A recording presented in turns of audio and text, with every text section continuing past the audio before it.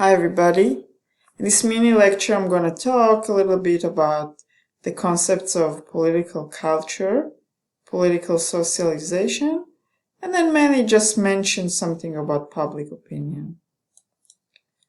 So let's start thinking about political culture. What is political culture? It is different than our other understandings of culture, but it's also similar to those. It is similar in a way that we are talking about some kind of a fundamental value system that is underlying the political world in which we are operating in. The book or the chapter that you read gave you this definition that says the political culture represents the belief and attitudes of people in a given society on which their political behavior is based. And so this is everything that you can tie and use to explain why people behave in a certain way, say in the United States, when it comes to politics. Now, we tend to make, or we tend to see, or maybe we are even able to make some national generalizations, such as if you compare the United States and Japan, you can see that the political culture in the United States is based on the idea of competition and conflict, right? That if we are competing, that we have interests, and we have to compete in order to get what we want. And so our representatives in Congress tend to compete and advance the interests of the communities that they represent. In Japan, for example, they value consensus much more. They want to get to an agreement, not to a competition. So it's not about competing and then we have somebody who's victorious and somebody who's losing, and sometimes we get some sort of a compromise. Instead of that, in Japan, we all think about how can we get to an agreement, a very general and broad agreement. And this is why you see a lot of decision-making in the government in Japan that are done on the basis of consensus. And in the United States, we have majority vote, right? If you look at the recent examples in the Biden era, we see some very huge or big legislation pieces that are passing on with a single majority vote. So this is not a consensus, right? But we can look at that and say that Americans are generally more competitive than Japanese people, and therefore politicians and the political system. But we also have to be careful not to use too many stereotypes, saying that all Americans are competitors and all Japanese just look for agreement and consensus, right? This is just a caveat to put in there. So we can have those national generalizations, but we also have to remember that political culture is very slow to change. If there is any change in the political culture of a country, we can mostly talk about very gradual and generational shifts. So from one generation to the other, maybe you can see a little bit of change, but nothing, normally we don't see revolutions, or the Americans that are mostly focused on competition and being victorious, all of a sudden, next year become consensus-seeking group. That's not quite how things work. Now, in democracies in general, when we think about those beliefs that we want people to have, is we want to have an educated citizen in democracies, but we also want to have a critical citizen for democracy to function. We're talking about values and principles such as tolerance, freedom of speech, and freedom of expression. Those are very much advanced by this idea of tolerance. But we are also dealing with the question of how tolerant should we be? Should we accept all groups? Should we accept a group like the KKK, right? Should we accept groups like the Proud Boys that we've been talking about lately? Should we accept Black Lives Matter? So a lot of those groups that we see bring up opposition to them, or severe opposition to them, still are very much protected by this idea of tolerance in democracies. We are also looking for active participation from citizens in democracies. Now, active participation, yes, it's voting, but it's not just voting. It's protesting, it's being active in political parties, going to town hall meetings, and even participating in your local government. Anything from the local PTA in your school, in your district schools, to even trying to take part of the local government. And we want citizens to be informed, right? How many of you believe that they are informed, that they are very well informed, that they would know to evaluate candidates? We just went through presidential elections. How many of us really knew the difference between President Trump and President Biden on each and every policy item? So if we look at healthcare, what does Biden say? What does Trump say? If we look at the role of the military in our foreign policy, what does Biden say? What does Trump say? If we look at our banking system, at regulation, at taxes, etc. Right? So we would like citizens to know and then to take an active role. And then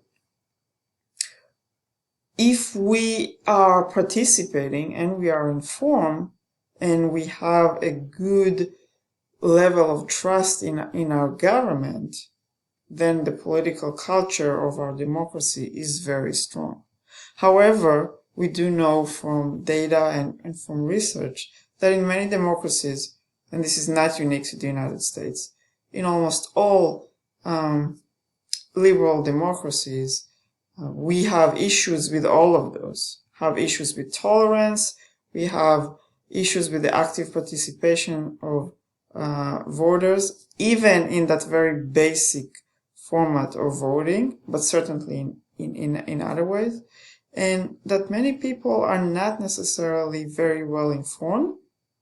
And at the same time, throughout the years, we see less people trust the government to do the right things, right? So when we are talking about political culture, we can look about two dimensions.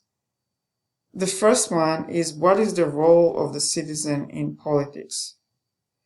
And if you want to answer that question, try to ask yourself, what can I do to impact decisions and bring change? First of all, do you believe that there is something that you can do? Second of all, what are those things? And third, are you going to do it? Are you actually doing those things? So anything from voting to calling my senator to running to office and organizing demonstrations, all of those things fall in that role of the citizen in politics. And the other question focuses about the values that the public has and how are those translated into politics. And here we can talk about two continuums, and each of us will be at probably not in any one end, but on somewhere along this continuum.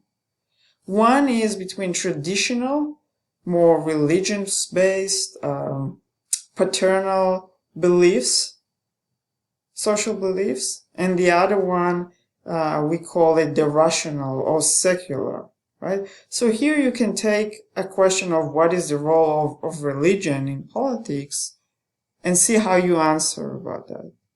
But any other social issues, from the role of government when it comes to poverty, when it comes to healthcare, when it comes to specific issues such as abortions and gay rights, etc., you can place yourself on this traditional or secular continuum. And the other line is that we see most societies start with being focused on survival. Survival either as national security or personal security. So do we have electricity and running water and food on the table of most people? That's on one end. And on the other end is self-expression, or what we call post-materialism. In those societies that have advanced, that are generally speaking well off, we see people starting to care about other things, such as equality, gender equality, racial equality, etc., or global environment, or those other issues and topics that are not necessarily directed to survival, or that now we reframe our survival as part of our self-expression. And here you can see this very, very interesting world cultural map that looks on those dimensions. Here is the traditional secular values. The higher you go, the more secular you are. And the horizontal line, the x-axis, shows us the difference between survival and self-expression. Again, the higher you go, the more you go to the right, the more you are focused on self-expression, and the closer, and the opposite side talks about more of the survival focus. And now this map, this image, take those two dimensions and map countries all along here. And so we see that the most secular and most self-expression countries in this bright kind of yellow-green circle over here, you see countries like Sweden and Denmark and Norway. And all the way on the other side, in the African Islamic kind of group, you see countries like Qatar and Jordan and Yemen that are focused more on survival and are much more traditional. If you look at the United States, you can see that it's right here. Okay, so more towards self-expression and more towards secular, but less so than some Protestant European countries. And if we think about political culture in the United States, we can actually look back to a book that was published in the early 1800s by Alexis de Tocqueville, who was a French researcher, scholar, that traveled to the United States to see how government was working in this new world, and wrote this book, Democracy in America. That if you read it nowadays, you can see that a lot of those principles of political cultures that he identified in the United States are still at work and are still true, such are our heavy reliance on individualism, the emphasis of personal freedoms, the reliance on local politics. We start bottoms up, really, and on the fact that people will volunteer and will take part, especially on the local level, and then on. And then the general belief in the United States that things will get better, there will be progress, and whatever we have now, we will build upon it in the future, which is different from other countries or a lot of the European countries that used to be more traditional and think that what they had before was good and there's no reason for change. And in this context, we can also talk about this concept of social capital, which is this web of voluntary involvement in different organizations that is then binding the community together, building trust. So here, think about your PTAs, your bowling leagues, your groups of people who get together to watch even football games or baseball games, etc. Arguably, the more of those we have, the stronger community and society we have, and and we trust other people, and that trust will percolate upward into into government. And so in societies that there are less of those voluntary involvements, we tend to see less trust in government. Now, with political culture comes this idea of political socialization. And political socialization is how we maintain the political culture across generations, how we teach our children the way that we are doing government, and how we learn about our political values or the political values of our neighbors, and very importantly, how we assimilate immigrants into the system. Think about the United States. For many, many years, we see groups of people coming from other countries and settle in the United States. At the end of the day, they all seem to support the same political system. And that is, we get to that through this process of socialization. And socialization is just this idea of you are talking about things, you are doing things, and the values kind of percolate into the person. So there are stages. The very basic concepts, such as that you can trust other people, come in early childhood from the family. And this is where kids who grow up in a very unstable environment and learn that you cannot trust people will have issues growing up into adults that support the system or that believe in the system and trust the system, right? And then the ideas and thoughts about the role of government come to us usually later on in life, during the teenage years, and then we are kind of continuing to learn all the time. How we learn or who we learn from, who are the agents of socialization? Very clearly we know that we learn from our families, from our parents. We learn in schools.